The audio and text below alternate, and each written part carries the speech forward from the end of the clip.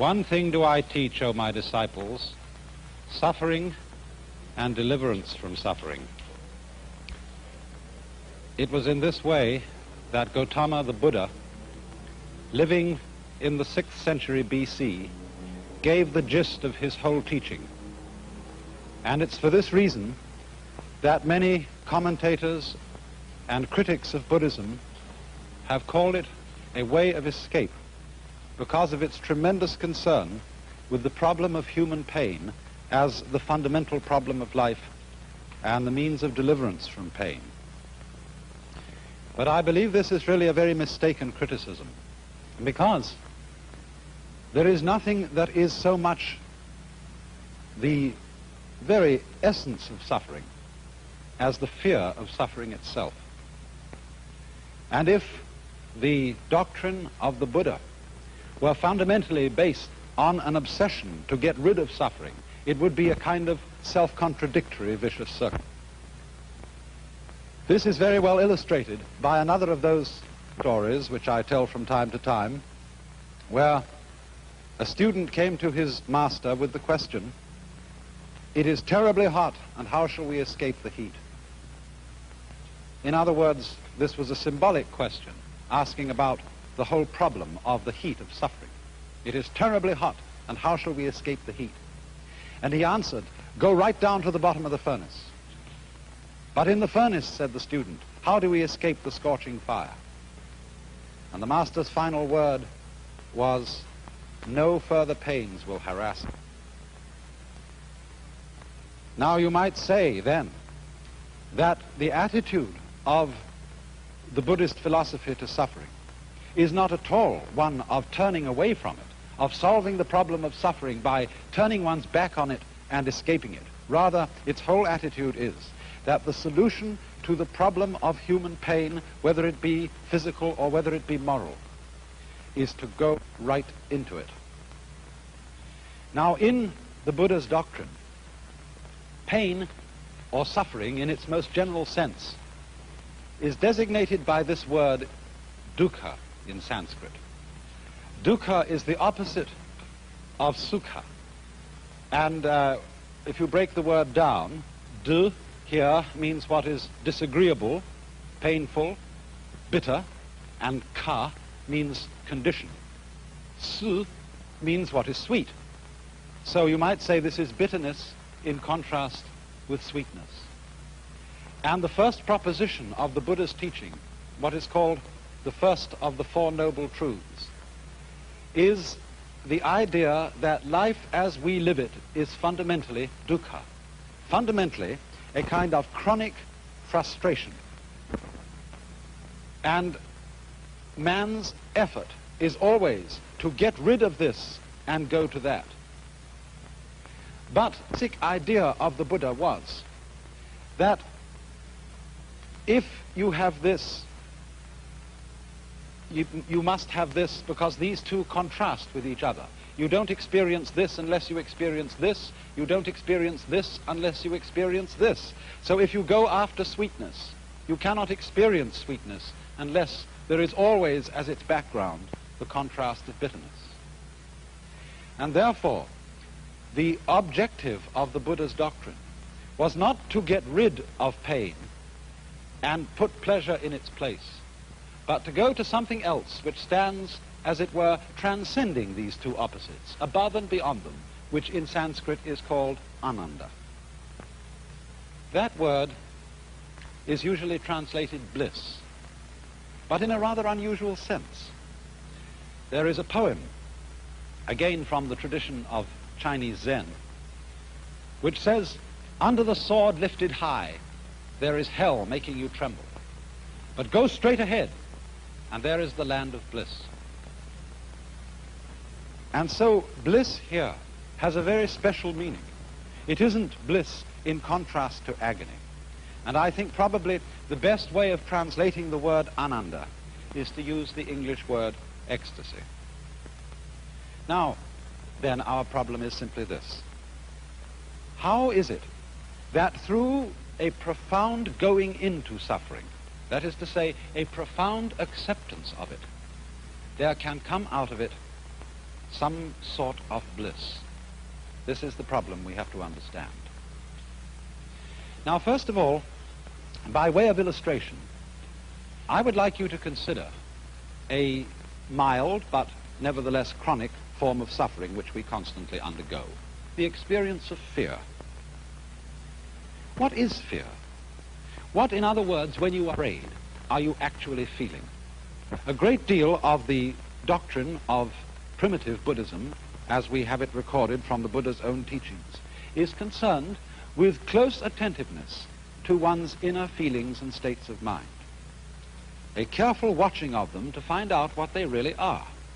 And supposing then you're afraid, what happens to you? Many people, when asked this question, seem strangely unaware. Their thoughts are concentrated on the particular imagination of the feared event happening. In other words, a person is afraid of having a certain sickness, disease, and he keeps thinking of what it might be like to have that disease. But supposing we switch our attention from that and concentrate for a moment on what it simply feels like to be afraid, we find, don't we, that we get a kind of creepy feeling up the spine. We get a sort of sinking or hollow feeling in the pit of the stomach and a clammy sensation in the palms of our hands. Now, as a matter of fact, that's not really very painful, is it? That's all that's the matter with you, and that's the worst that life can do to you at that moment. Furthermore, notice something else, that when you have what you call fear, you have also precisely the same sensations that you have in a totally opposite situation, when you have what we call shudders or thrills of delight.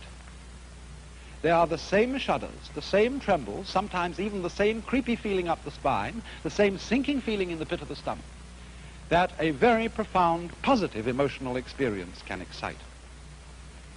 So that we find that our feelings depend for their valuation as to whether they be positive or negative, very much as to the context in which they occur.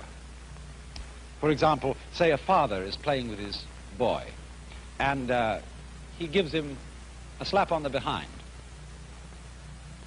The boy looks around, and if he sees an angry expression on his father's face, he feels hurt. It was painful. But if he sees his father is laughing at him and was just teasing him, it doesn't hurt him at all. And so it is with all our sensations. The way they impress us positively or negatively, as good or bad, depends to a very large extent on the context in which they are set. Take, for example, in a poem like this by the humorous poet Thomas Hood. The poem says, "They went and told the sexton, and the sexton told the bell."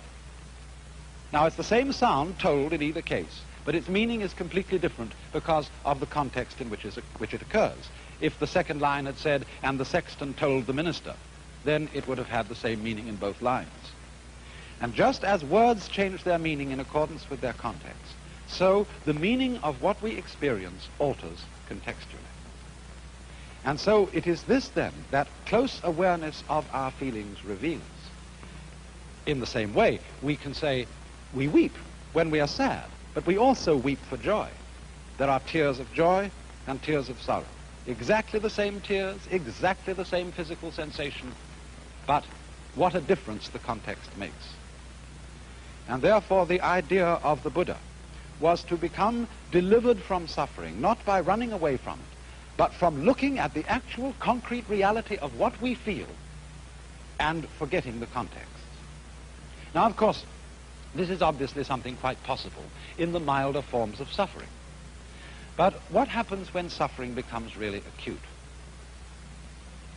Perhaps as an illustration of this, I might turn to a very extraordinary work of art. It is a sculpture of Saint Teresa by Bernini. Look at that face and try and decide what feeling that face is expressing.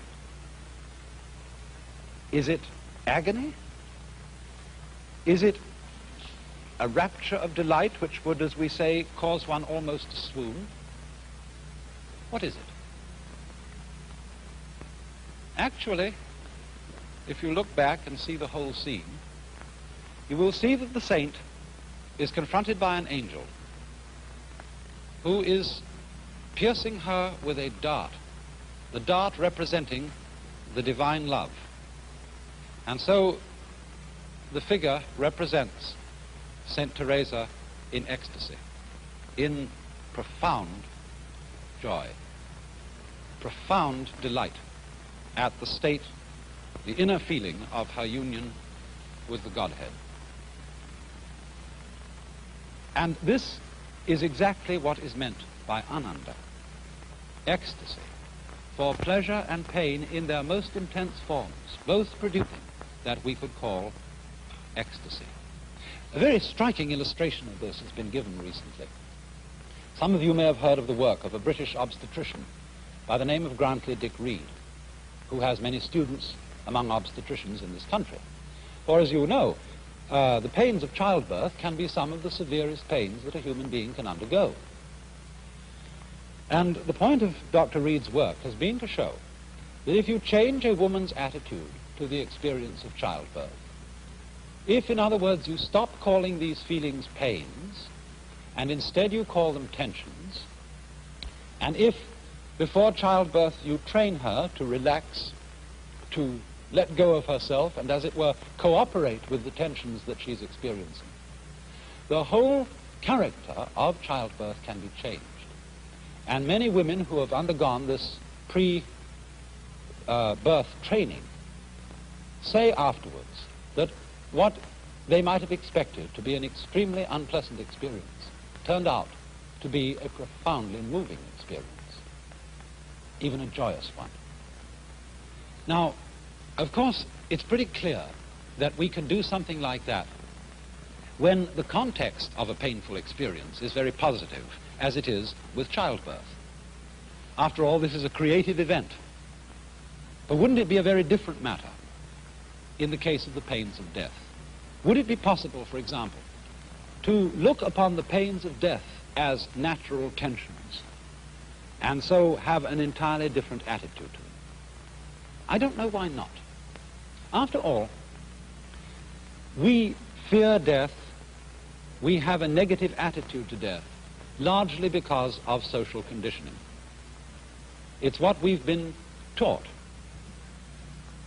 For example, just to give another illustration and then get back to the subject of death. The idea of being sick, I mean vomiting, is something which most of us regard as disgusting. But is it actually disgusting?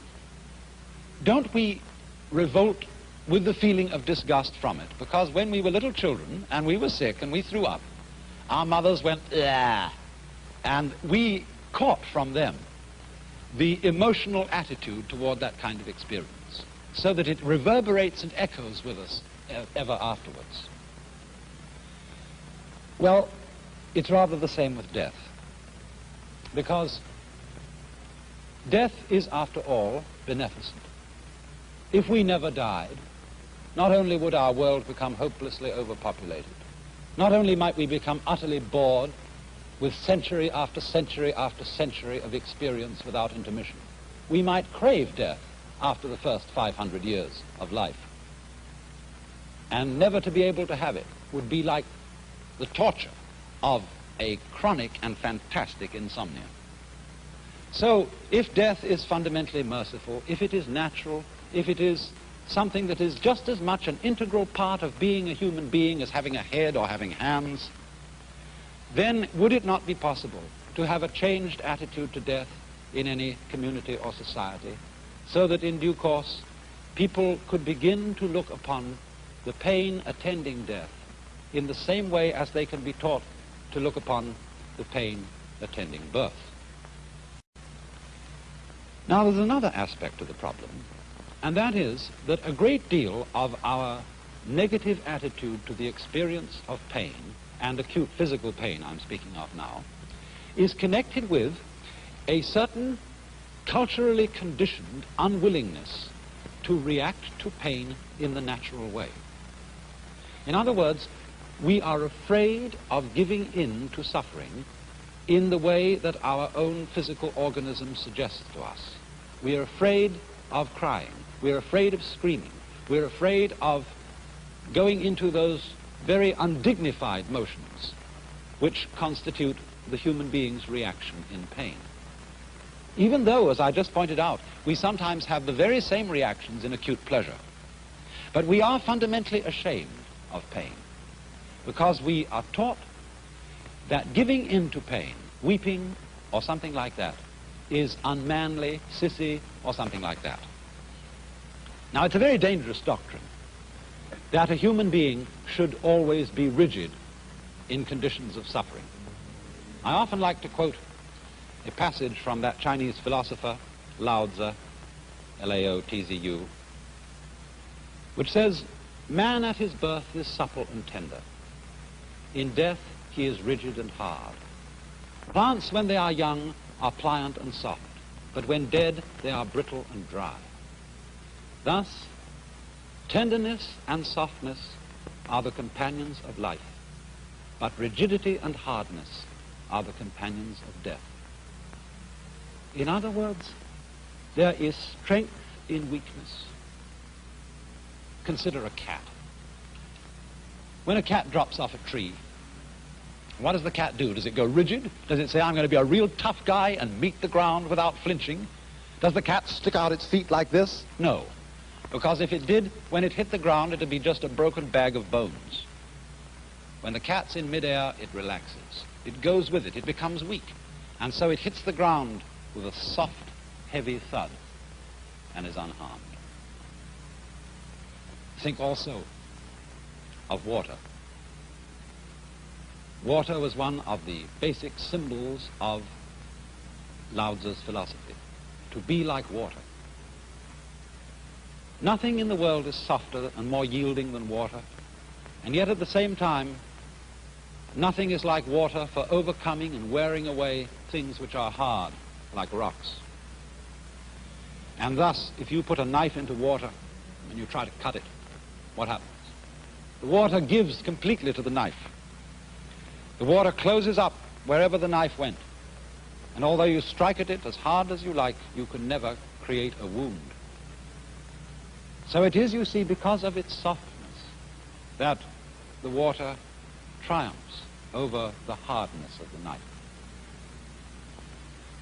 So then it's the same with human beings. Unfortunately, we are so brought up to mistrust our natural feeling reactions to certain experiences. We are conditioned to believe that we will suffer less, that we will somehow triumph over pain if we hold our feelings rigid. But you know, our reactions to pain are, in a way, therapeutic. They're healing, just like fever. When we have poisons in our blood, the natural defense mechanisms of the body send up our temperature and in this way boil out the invading bugs.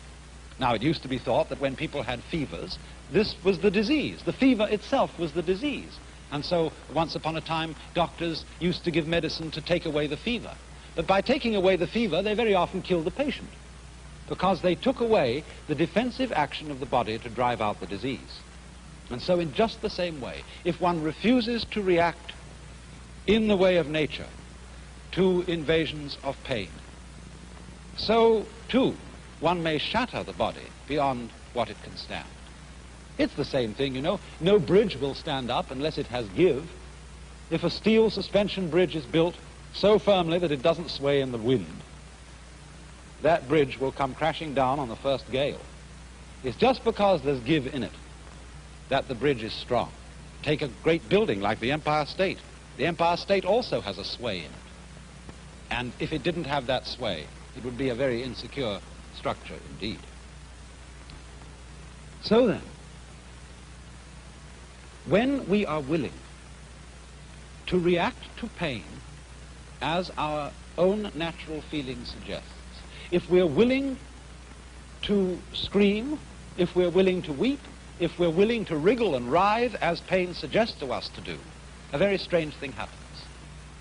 The very willingness to react in that way often makes it quite unnecessary to do so. Now, you may say I'm just talking big, and the only way I can prove what I say is the next time you have a toothache, the next time you have any serious pain, see what happens if you do this. If you, as it were, go along with the pain and don't try to fight it, yield, become weak, and you will discover the strength of weakness. So then you see, this is not really an escapist philosophy at all. It is most definitely a philosophy of keeping in mind the actual reality of the situation in which you find yourself. I don't know what could be more realistic than this, what could be more fundamentally facing the hard facts of life. One keeps his attention on the actual concrete fact that is happening as distinct from our socially conditioned and inculcated ideas and attitudes about it. And this is really facing reality 100%. And so, there come out of this two basic results. The first is that when we don't resist pain, we don't set up a vicious circle in connection with it. Take the pain of fear again. Supposing you're in a situation where the doctor has told you you have to have an operation. And of course, if you're going to undergo this operation in the best way, you need to be rested, you need to have plenty of sleep, you need to be strong, and so on. Well, fine advice, isn't it? Because the moment you know you've got to have an operation, you're liable to get a bit frightened, and then you know you ought not to be frightened. You ought not to stay awake at nights and worry about it. You need sleep. And then you get afraid, you see, because you're afraid. You're afraid that your fear is going to lead to insomnia and debility, and so you are afraid of being afraid. And then because you see that you are afraid of being afraid, you are afraid because you are afraid because you are afraid. So that worry is always a vicious circle in which you are worrying because you worry, because you worry, because you worry. And this, as it were, builds up a whole chain of reactions which makes the pain of fear worse and worse and worse. So then, if at any point in this link we can, as it were, be willing to be worried, and then you don't worry about being worried. Be willing to be afraid, then you don't have to be afraid of being afraid. And so this, in other words, diminishes the total amount of pain because it doesn't allow the painful situation to build itself up and up and up and up. In the same way, if somebody stuck a hook into you and you pull away from it, well, the hook goes more deeply into you. But if you're caught like a fish on a hook and you go with the hook, this reduces the amount of tension. And this works backwards all the way down the line. Now, there's also a second result. And that is that when our mind, our consciousness, our attention is fully focused on what is, on the actual situation, as I said, we are free from various thoughts about it and associations with it that bring up a context which makes the experience painful. So you might say that this is an attitude of taking things as they come, one at a time. For example, many of you who are not blessed with dishwashers have to wash many dishes day after day. And when you've been married as a woman for, 10 or 11 years, one day you're sitting there at the sink, utterly weary of the whole thing. And in your mind's eye comes the immense pile of dishes which you've had to wash day after day in the past. There they are in your mind's eye, standing up, piled forever and ever on the draining board. And also in your mind's eye is that enormous pile of dishes that you're going to have to wash in the future. And you think, my life is that of a mere drudge, washing dishes, washing dishes, washing dishes, and there's no end to it. But if you were realistic, you would see this. You have only one dish to wash in your life, this one. You can only wash one dish at a time, and that's the only one you have to deal with. It's the same with climbing a mountain. If you start to think as you climb, oh, what a lot of steps to take, then the task becomes utterly oppressive. Or if, for example, you make a New Year's resolution and you say, well, I'm going to go on the wagon. I'm not going to drink anymore this new year. And if you say, this whole year I will not touch another drop of drink, well, of course, the old devil immediately brings to your mind 365 days of not drinking anything alcoholic. And that's overwhelming. Don't tempt the devil that way. One conquers the problem by not drinking this one and saying nothing about the next. So with the climbing of the mountain, taking each step as if it were the only step to be taken. And so, in the situation then, where there is the experience of agony, whether it be physical or whether it be moral, the way out is, in a way, suffering that agony as if this were the only thing in the whole world to be done. By going right down to the bottom of the furnace, no further pains will harass you. It was also so, isn't it, in Dante's Divine Comedy, when Dante and Virgil find their way out of hell by going down to the very center of hell. I like to illustrate this with another of those Zen stories. There was a monk who got news that his mother had died, and he was weeping. And another Buddhist monk said to him, you ought to be ashamed of yourself. You, a monk, still showing worldly attachments by weeping. He said, don't be silly. I'm weeping because I want to weep.